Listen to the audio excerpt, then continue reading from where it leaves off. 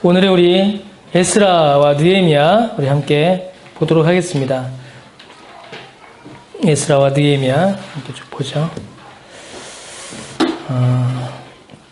원래 에스라도 이제 에스라 느헤미야도 원래는 한 권의 책이었습니다. 원래 한 권의 책이었는데 그것이 이후에 이제 둘로 나뉘어져서 에스라가 되고 이제 느헤미야가 됐죠. 그래서 에스라와 느헤미야는 많은 부분을 이제 서로 공유하고 있습니다. 여러분 이미 아주 옛날 이야기인데 우리 교회가 처음 개척해서 예배 드리기 시작했을 때 오래됐죠. 옛날이죠. 그때 우리가 수요일 날마다 저녁에 봤던 본문이 에스라였습니다. 그래서 에스라를 우리가 처음부터 끝까지 한번 강해를 쭉 한번 해서 살펴봤죠. 그때 제가 설교하면서도 말씀을 드렸지만 이 에스라 같은 경우에는 신약에 보면 이제 목회서신이라고 있습니다. 디모데 전후서, 디도서 이런 것들 이제 목회서신이라고 하죠. 교회가 어떻게 목회해야 되는가, 교회를 어떻게 이루어야 되는가에 대한 내용들이 거기에 쭉 나와 있습니다. 그런데 저도 이제 몰랐는데 이제 설교를 하면서 제가 안 건데 에스라 같은 경우가 거의 구약의 목회서신이다라고 할 수가 있습니다.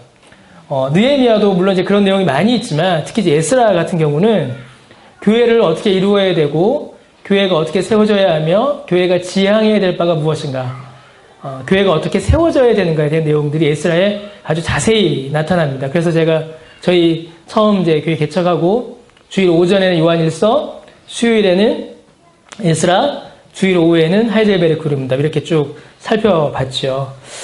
에스라에 대해서 좀 살펴보도록 하겠습니다. 에스라는 크게 두 가지에 초점을 맞춥니다. 하나는 성전의 재건, 다른 하나는 백성의 개혁, 이 두 가지에 초점을 맞춥니다.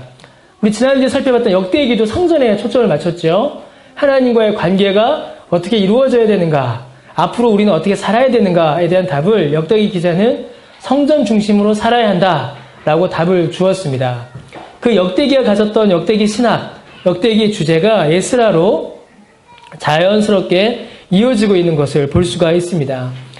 두 가지의 초점, 성전의 재건과 백성의 개혁에 초점을 맞추고 있고, 구분을 보게 되면 1장부터는 이제 예루살렘에서 돌아오는 귀환이 있고 성전 건축, 또 2차 귀환, 백성의 개혁 이렇게 쭉 이어지고 있습니다. 주제 보면 스룹바벨이 등장하죠. 스룹바벨이 총독이었는데 스룹바벨이 무너진 그 성전을 재건하죠. 근데 그 성전이 아주 화려하진 않았습니다. 아주 초라한 스룹바벨 성전을 재건하게 되고 에스라가 이스라엘 백성들의 영적인 개혁을 도모하기 시작합니다. 에스라의 가장 중요한 주제는 이제 교회의 부흥이란 무엇인가라는 문제를 다룹니다. 교회의 세움, 교회의 부흥은 무엇인가를 우리에게 이야기해 주죠. 아까도 말씀드렸던 것처럼 에스라는 역대기의 주제를 잇고 있습니다. 역대기의 주제, 곧 이스라엘의 회복, 앞으로 새롭게 회복될 이스라엘은 어떻게 살아야 하는가에 대한 그 답을 성전에서 역대기는 찾았죠. 그 성전은 단순한 건물이 아닙니다. 하나님과의 관계가 회복되는 것이고 하나님이 이스라엘 가운데 임재하시며 이스라엘은 하나님 앞으로 나아가 구원을 얻는 것, 그 모든 영적 은택이 이 성전을 통하여서 드러나게 됩니다. 이게 이제 역대기 주제였죠. 그 주제를 에스라가 그대로 이어가고 있습니다. 포로기를 마치고 이스라엘이 귀환합니다. 당장 시급한 것은 이스라엘의 회복과 부흥이에요. 이를 어떻게 이루어야 하는가? 참된 이스라엘의 회복과 부흥은 무엇인가를 에스라는 끊임없이 질문합니다. 나라가 망했어요. 그리고 이제 포로를 끌려갔습니다. 포로를 살다가 돌아옵니다. 어떻게 됐죠? 이스라엘이 남유다가 바벨론에 의해서 느부갓네살에 의해서 패망하죠. 그리고 포로를 끌려갑니다. 근데 바벨론이 좀 지나다가 다른 나라에 의해서 멸망하죠. 바벨론을 멸망시킨 나라가 뭐죠? 여러분? 이 페르시아죠. 성경에는 이제 바사라고 되어 있죠. 바사. 페르시아가 멸망시킵니다. 근데 페르시아 왕이 이 이스라엘 백성들을 돌려보내요. 하나씩 돌려보냅니다. 이때의 이야기들이 기록된 책이 이제 에스라와 느헤미야인 것이죠. 자, 포로기로 끌려갔습니다. 그리고 돌아왔어요. 이제는 나라를 새롭게 회복해야 됩니다. 건국해야 되는 거예요. 재건해야 되는 겁니다. 그러면 일반적인 세상의 관점과 일반적인 원리로 봤을 때는 뭐가 우선이 돼야 되냐면 군사력과 경제력과 정치력을 먼저 회복해야겠죠. 외교를 회복해야 되고 그 다음에 외부의 세력이 침입하지 못하도록 군사력을 회복해야 되고, 먹고 살아야 되니까 경제력을 회복해야 합니다. 근데 이 문제들은 뒤로 밀려요. 에스라는 그것이 참된 이스라엘의 회복이다라고 말하진 않습니다. 참된 이스라엘 회복과 부흥은 결국 성전에 초점을 맞춰요. 곧 하나님의 임재, 하나님의 거룩하신 임재와 하나님 앞에 나아가는 것, 이것이 첫 번째고, 두 번째로는 이스라엘 백성들의 성결한 생활, 곧 그리스도를 닮아가며 하나님의 말씀에 순종하는 삶을 사는 것, 이 두 가지에 초점을 맞춥니다. 하나님의 임재를 회복하고 하나님의 말씀에 순종하는 삶을 회복하는 것, 이게 이스라엘의 회복이요 이스라엘의 부흥이다 라고 에스라는 답하는 것이에요. 여러분, 교회에도 마찬가지입니다. 교회의 참된 부흥이 무엇인가? 교회가 하나님 보시기에 바르게 세워지기 위해서는 어떻게 세워져야 하는가? 우리가 그 질문을 계속 우리가 좀 반복해야 합니다. 우리 교회가 계속 저 자신도 그 질문을 계속 반복하고 있고, 여러분들도 그 질문을 계속 반복하셨으면 좋겠어요. 개혁된 교회는 어떻게 돼요? 항상 개혁한다라고 개혁주의자들이 정리했죠. 그 말은 우리가 하나님의 말씀에 비추어서 우리의 모습을 늘 다시 점검하고 회복해야 한다라는 말입니다. 사모님, 애들 좀 조용히 시켜주세요.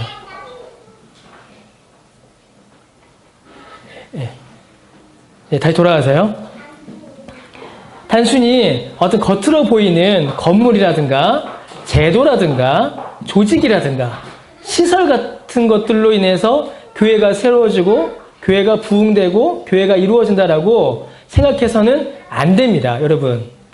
그러한 것들은 교회를 이루는 한 요소라든가 쓰이는 도구일 수는 있어요. 그러나 그것 자체가 교회를 새롭게 하고 교회를 세우는 도구가 될 수는 없습니다.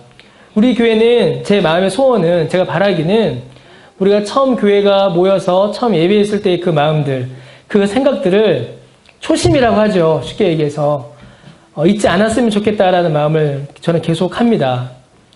이제 1년 6개월밖에 안 됐지만 1년 6개월이 아니라 10년이 되든 20년이 되든 정말로 하나님께서 기뻐하시는 교회, 하나님께서 다스리시는 교회, 하나님의 임재가 충만하고 하나님의 말씀에 순종하여 그리스도를 닮아가는 삶을 살아가기로 애쓰고 힘쓰는 성도들의 모임, 그 모임으로서의 교회, 그게 정말로 이루어지기를 늘 기도하고 우리가 함께 애썼으면 좋겠습니다. 에스라가 그 모습을 이제 보여주지요. 이스라엘 백성들, 하나님의 백성들이 다시 하나님의 나라를 회복하는 것은 바로 거기에 있다는 것을 다시 한번 우리에게 보여줍니다. 1장에서 6장까지 첫 부분이고요. 7장부터 10장까지가 두 번째 부분입니다. 위의 표를 이제 다시 한번 반복해서 보여드렸어요. 특별히 3장에서 6장까지 이제 성전 재건이 나타나고 9장에서 10장까지 공동체의 개혁이 나타납니다. 곧 이 표 그대로입니다. 이스라엘 백성들이 돌아와 이스라엘을 재건하는 일은 이 표 그대로 성전 재건과 공동체의 개혁, 하나님의 말씀에 순종하는 삶의 회복으로 이루어지고 있음을 우리가 보여주고 있습니다. 하루빨리 사회 제도를 완비하고 주변 국가의 침략으로부터 나라를 지키기 위한 노력을 해야 하는 그 시점에서 에스라는 영적 개혁을 먼저 시도하죠. 사회적 개혁은 이제 느헤미야가 이어서 시작하게 됩니다. 하나님의 임재를 확인하고 하나님의 거룩한 삶을 살기로 다시 한번 뜻을 정합니다. 그래서 이 에스라도 그렇고 느헤미야도 그렇고 아주 중요하게 다루어지는 것 중에 하나가 그 레위인들입니다. 레위인들을 이 에스라도 그렇고 느헤미야도 그렇고 매우 중요하게 다룹니다. 흩어져 있는 레위인들을 다시 불러 모으고 그들의 수를 세고 그들이 살아갈 수 있는 그 생계, 백성들의 11조를 다시금 그들에게 주고 그런 일들이 계속 이어져요. 그런 일들은 단순히 레위인들을 어떤 성직자로서 이렇게 떠받드는 단순히 그런 의미가 아니라 그들을 통하여서 이루어지는 성전 제사와 하나님께 드리는 예배와 말씀을 회복하는 너무나도 중요한 일이 되는 것이죠. 또 하나 에스라 또 느헤미야도 중요하게 다뤄지는 과제 중에 하나는 이방인과의 결혼을 정리하는 것입니다. 에스라 10장에 나타나죠. 이방인과의 결혼이 이스라엘 민족 중에 매우 심했습니다. 특별히 사회 지도층 인사들에게 이런 문제가 매우 심하게 나타났었습니다. 포로기 마치고 귀환하고 재건기임에도 불구하고 이스라엘 민족들이 이방인과의 통혼이 이게 매우 넓게 퍼졌다는 것은 지금 이 당시에 솔로몬이 범했던 잘못이 반복되고 있는 것을 보여줍니다. 솔로몬이 많은 이방 여인들과 결혼했죠. 왜 결혼했습니까? 전부 다? 예, 다 정치적 목적이었습니다. 정략 결혼이었죠. 이 사람의 수를 이용하여서 하나님께서 정하신 가장 고결한, 하나님께서 정하신 가장 고귀한 것을 가지고 사람의 목적을 이루기 위하여 가장 뭐라고 할까요? 가장 인간적으로, 인본주의적으로 사용한 게 바로 이 솔로몬의 결혼이었습니다. 근데 지금 에스라 때에도 이 회복기에도 그런 일들이 벌어지고 있는 것이죠. 그래서 이방인과의 결혼 문제를 에스라는 매우 심각하게 다룹니다. 에스라 때는 그냥 전수조사만 해요. 이방인과 누가 결혼했는지만 쭉 조사하고 경고만 하고 끝납니다. 근데 느헤미야는 어떻게 하죠? 다 돌려보내버립니다. 이방 여인들을. 이거는 단순히 강제 이혼을 시키는 어떤 단순한 그런 문제가 아닙니다. 이스라엘이 망하게 된 원인 중 하나였던 그 솔로몬의 이방인과의 결혼, 그것을 통하여서 들어온 우상 숭배와 범죄를 이스라엘 가운데서 끊어내기 위한 그런 방법이었습니다. 느헤미야를 보면서 우리가 다시 한번 살펴보겠습니다. 자, 그래서 에스라는 크게 4가지의 단계를 밟고 가죠. 성전을 재건하고 성전 재건을 통하여서 이스라엘이 영적으로 회복하며 영적인 회복으로 말미암아 도덕적 회복이 일어나고 도덕적 회복을 통하여서 사회적 회복을 이루는 이런 4가지의 단계가 에스라를 통하여서 나타난다고 볼 수 있습니다. 이어서 이제 느헤미야가 쭉 이어져요. 느헤미야는 에스라는 뭘 재건했죠? 에스라는 성전을 재건했죠. 근데 느헤미야는 성벽을 재건합니다. 그러니까 에스라는 이게 아주 재밌는 건데 에스라는 예루살렘의 중심을 재건해요. 중심. 그래서 뭐예요? 예루살렘의 중심에 있는 성전을 재건하고 느헤미야는 예루살렘을 보호하는 성벽을 재건합니다. 그 에스라는 뭘 재건했겠어요? 영적 핵심, 영적 원리, 하나님의 임재를 재건한 것이고 느헤미야는 뭘까요? 그 하나님의 임재를 둘러싼 성도들의 삶과 교회의 원리들을 재건하는 그런 모습을 보여줍니다.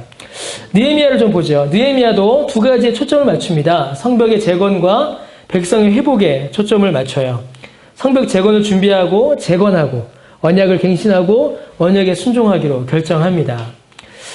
느헤미야는 아까 말씀드린 것처럼 에스라와 이어진 책입니다. 원래는 이제 하나의 책이었죠. 에스라와 많은 부분을 공유하는데 특별히 주제를 공유합니다. 에스라는 뭐였죠? 교회의 부흥이란 무엇인가였죠. 느헤미야는 교회의 개혁이란 무엇인가를 우리에게 이야기해 줍니다. 제가 이제 느헤미야도 예전에 한번 쭉 강의를 한 적이 있었는데 뭐 이제 수련회 같은 데서도 한번 했었죠. 느헤미야도 아주 재밌습니다. 느헤미야는 연극으로 꾸밀 내용들이 굉장히 많아요. 그 안에 보게 되면 뭐 산발락과 도비아라고 이제 느헤미야를 공격한 대적들이 있었는데 이 사람들이 뭐 투서도 보내고 암살 모의도 하고 뭐 거짓 편지도 보내고 막 그런 일들이 굉장히 많이 나옵니다. 느헤미야는 원래 이제 페르시아의 술 맡은 관원이었죠.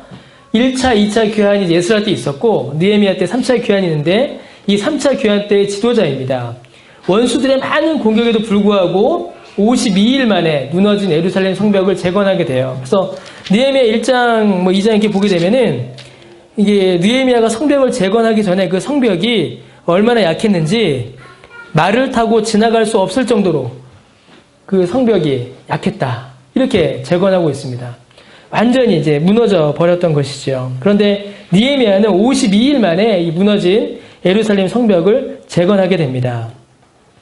아까 말씀드렸던 것처럼 에스라는 이스라엘의 성전을 회복하고 하나님의 영광과 임재를 회복하며 이스라엘 민족들이 하나님의 말씀에 순종하여 살기를 이렇게 다시 한번 권면합니다. 느헤미야는 이스라엘의 성벽을 회복하고 성전을 둘러싸 보호하며 더욱더 견고히 하기 위한 성벽을 회복합니다. 그러니까 좀 그런 도식이 있어요. 어떤 도식이 있냐면 에스라는 영적 회복, 느헤미야는 육적인 회복, 뭐 사회적 회복 이렇게 설명하는 도식이 있는데 사실은 에스라도 느헤미야도 정확히 이야기하면 성전에 집중합니다. 에스라는 성전을 재건하였고 느헤미야는 성전을 보호하기 위한 성벽을 재건한 거예요. 그래서 어떻게 설명을 하냐면 에스라는 신앙을 회복한다. 하나님을 향한 영적인 회복이 에스라에 있었고 느헤미야는 신앙을 견고히 하기 위한 은혜의 방편들, 은혜의 도구들을 회복한 것이다. 이렇게 설명을 하게 됩니다. 성전이 회복됨으로 말미암아 신앙이 회복되고 하나님을 향한 영적인 회복이 일어납니다. 성벽을 회복함으로 말미암아 하나님의 영광과 임재가 충만한 그 삶을 살기 위해서 회복되어야 할 것들, 필요한 것들을 회복하는 것이죠. 은혜를 지키기 위한 수단들, 곧 무너진 은혜의 수단들을 회복하는 것에 이 느헤미야는 초점을 맞춥니다. 그럼 뭐겠습니까, 여러분? 무너진 말씀과 무너진 성례와 무너진 기도와 무너진 예배, 중심에 계신 하나님께 나아가 은혜를 받을 수 있는 그 은혜의 방편들, 그것들을 회복하는 데 느헤미야는 초점을 맞추고 있는 것입니다. 그러니까 에스라는 영적, 느헤미야는 육적, 이렇게 나누어서 보기가 사실은 어려운 거예요. 은혜의 수단들을 견고히 하지 않고 그것을 회복하지 않은 상태에서 우리의 신앙이 회복되거나 견고히 지켜지기란 매우 어렵고 매우 힘듭니다. 하나님을 향한 질문이 생긴단 말이에요, 우리가. 하나님을 향한 의문이 생기고 풀리지 않는 신앙의 고민들이 생깁니다. 그럼 여러분, 우리가 어떻게 해야 될까요? 하나님에 대한 것은 누구에게 물어봐야 됩니까? 하나님께 여쭤봐야죠. 하나님에 대해서 의문이 나고 하나님에 대해서 이해되지 않는 것은 하나님께 여쭤봐야 합니다. 그러면 우리가 하나님께 여쭤보는 게 뭐가 있어요? 성경을 펴야 되고 기도하는 수밖에 없습니다. 그런데 많은 사람들이 하나님에 대하여 의문이 생기고 하나님에 대하여 이해되지 않을 때에 하나님께 질문하기보다는 사람에게 질문하죠. 스스로 그 문제를 해결하려고 한다거나 납득할 만한 설명을 찾아내려고 애씁니다. 그래서 어떻게 돼요? 그런 답답한 모습들이 좀 죄송합니다. 이런 표현 써서 어떤 신학자의 책들을 막 팠다거나 아니면 자기가 논리적인 어떤 연구를 막 하는 걸로 답을 찾으려고 할 때가 많이 있어요. 여러분, 실제로 신학자들의 많은 연구나 귀한 신앙 서적들이 우리에게 큰 유익을 주는 것은 분명한 사실입니다. 분명해요. 그러나 그것들을 통하여서 절대적인 답을 찾아내기란 어렵습니다. 우리가 하나님에 대하여 의문이 생기고 하나님에 대하여 풀리지 않는 질문이 생길 때는 하나님께 나아가야 합니다. 하나님께서 베푸시는 은혜의 수단들, 곧 말씀과 성례와 기도를 회복하는 일이 정말 필요합니다. 성경을 읽지 않고 기도하지 않고 예배에 참여하지 않는데 그 신앙이 과연 버텨낼 수 있는가? 회복할 수 있는가? 우리 다시 생각해 봐야 한다는 것이죠. 물론 이렇게 질문하실 수도 있습니다. 저는 열심히 성경을 읽고 열심히 기도하고 열심히 예배에 참석하는데도 신앙이 회복되지 않고 낙심되고 죄를 벗지 못합니다. 라고 질문할 수도 있어요. 그렇게 의문을 가질 수도 있습니다. 그럼 뭐가 문제일까요? 그 경우에는. 뭐라고요? 예, 아직 때가 아닌 것이죠. 우리가 하나님과 우리의 관계에 대해서 좀 잘 생각해야 될 게 있습니다. 우리는 내가 하나님을 향하여 가지는 태도가 하나님과 우리 사이의 관계를 결정한다라고 생각할 때가 있어요. 그런 착각에 빠질 때가 있습니다. 왜냐하면 사람과 사람 사이의 관계 그렇죠. 제가 앞에 주리가 있는데 제가 어느 날 주리가 미운 거예요. 그렇지 않아, 주리야? 절대로. 내가 얼마나 주리 예뻐하는데. 이러면, 예. 주리가 미운 겁니다. 주리가 싫어요. 주리랑 이해하기도 싫고. 제가 주리와 이런 관계를 가지면 주리와 저의 관계는 어떻게 될까요? 깨져버리겠죠. 깨져버립니다. 사람과 사람 사이의 관계는 한 사람이라도 그 관계를 싫어하고 미워하면 깨져버려요. 그런데 여러분, 하나님과 우리 사이의 관계는 그렇지 않습니다. 우리는 하나님을 향하여서 연약한 믿음을 가질 때도 있고, 오전에 설교한 것처럼 불평과 불만을 가질 때도 있고, 이해되지 않는 것에 대해서 하나님 앞에 시비를 걸 때도 있습니다. 우리의 믿음이 연약해질 때가 있단 말이에요. 그런데 우리가 하나님을 향하여 가지는 자세와 태도가 하나님과 우리 사이의 관계를 결정하지 않습니다. 그건 아주 중요한 이치입니다. 우리가 아무리, 그건 우리 문제인 거예요, 순전히. 내가 깨닫지 못하고 내가 이해하지 못하고 내가 믿지 못해서 나 혼자 속 끓이고 나 혼자 열받고 나 혼자 막 넘어가고 있는 겁니다. 어떨 때는 나 혼자 좋아서 막 박수치고 좋아하다가 어떨 때는 나 혼자 그냥 마음이 상해하고 혼자 하나님 없는가벼 이러면서 막 낙심하고 있는 거예요. 그건 누구 문제라고요? 그건 내 문제입니다. 그런데 나의 상태가 하나님과 우리 사이의 관계를 결정하지 않아요. 이게 얼마나 은혜입니까, 여러분? 이건 정말 은혜인 거예요. 무엇이 결정합니까? 하나님과 우리 사이의 관계를 결정하는 것은 하나님의 언약입니다. 하나님이세요. 하나님이 하나님과 우리 사이를 결정하시는 것이지 내가 하나님과 우리 사이를 결정하는 것이 아닙니다. 이게 얼마나 은혜고 얼마나 감사한 건지 몰라요. 그러니까 어떨까요?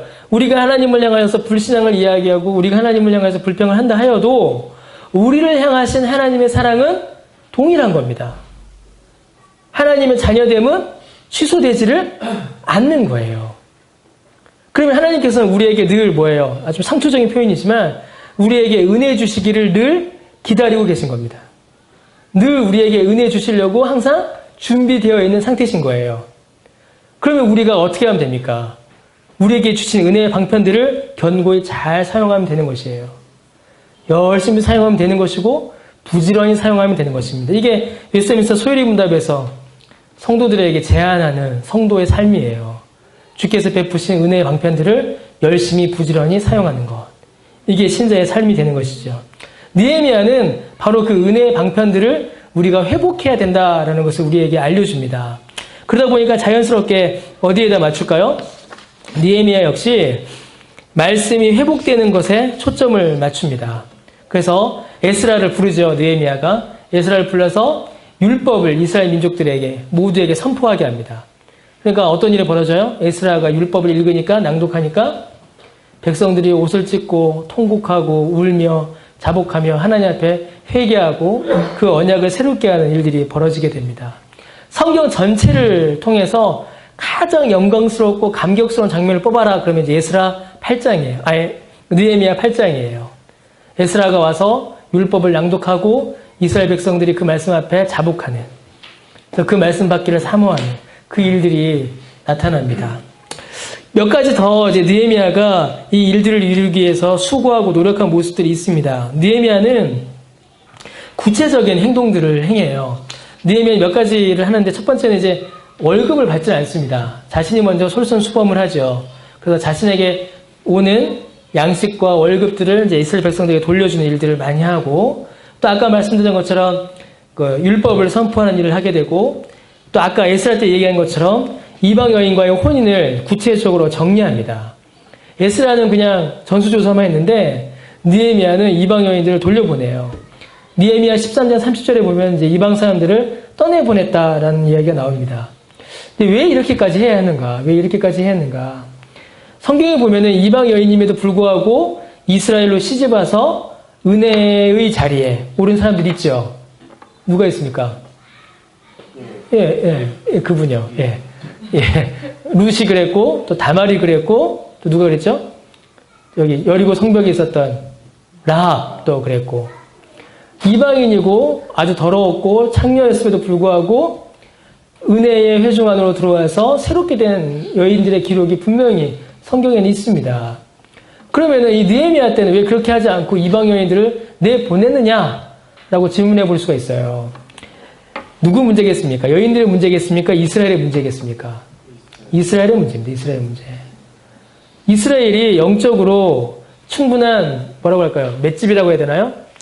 포용력이 영적인 힘이 없었던 거죠.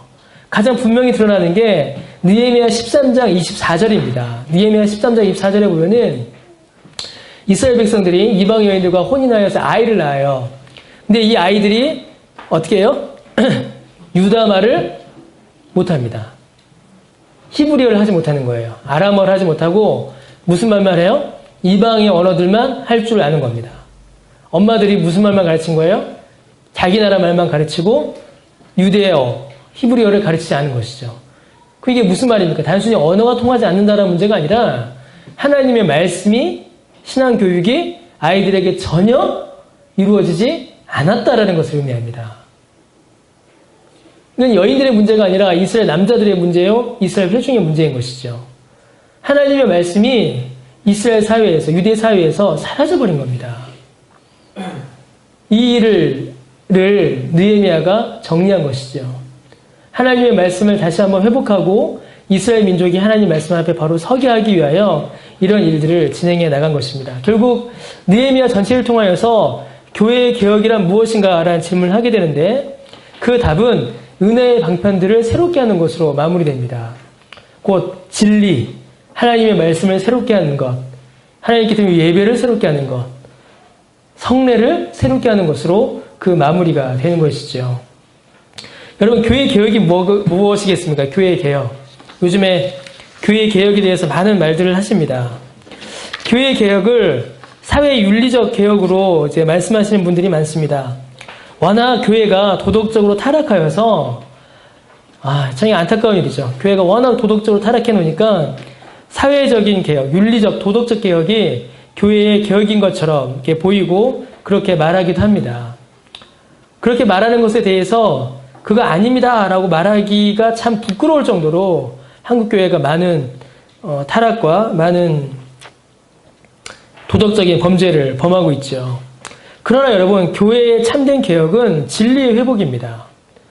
교회가 무너지는 가장 첫 번째 신호는 다른 데 있지 않습니다. 교회가 무너지는 첫 번째 신호는 여러분들의 이제 앞으로 계속 하셔야 될 일이기도 한데, 목사의 설교의 타락이 교회 붕괴의 첫 번째 신호입니다. 다른 거 있지 않습니다. 헌금의 감소라든가, 시설의 노후화라든가, 물론 그런 것도 이제 영향을 주긴 하겠죠. 그러나 교회가 무너지는 첫 번째 신호는 은혜의 방편들이 무너지는 겁니다. 굉장히 중요합니다. 설교단에서 선포되는 하나님의 말씀이 왜곡되거나 성례, 성찬과 세례가 합당하게 시행되지 않거나 예배가 하나님께 온전히 드려지지 않는 그런 일들이 이루어질 때 교회는 무너지고 있는 첫 번째 신호가 거기서 나타나는 것이죠. 로마 카톨릭이 중세 1000년간 그랬었고 많은 교회가 그렇게 무너져 갔습니다. 교회의 참된 개혁은 진리의 회복입니다. 은혜의 방편들을 회복하여서 교회가 하나님의 거룩 안에 거하도록 하는 것. 그때에 이제 이후의 일들이 벌어지는 것이죠. 아까 예수에서 봤던 것처럼 성전 회복하면 하나님의 임재, 영적인 회복, 도덕적 회복, 사회적 회복이 이렇게 연달아서 열매를 맺혔듯이 하나님의 진리가 우리 가운데 회복될 때에 교회가 또 도덕적인 회복도 일어나는 것이고 그것으로 말미암아 교회가 사회를 행하여서 빛과 소금 된 역할도 감당할 수가 있게 되는 것입니다. 손가락질 이제 좀 그만 당해야죠. 다른 이야기는 하지만 우리 교회 하나가 이 한국 교계에 얼마나 많은 영향을 줄 수가 있겠습니까, 여러분? 줄 수 있을까요, 없을까요? 별로 줄 수 없을 것 같아요.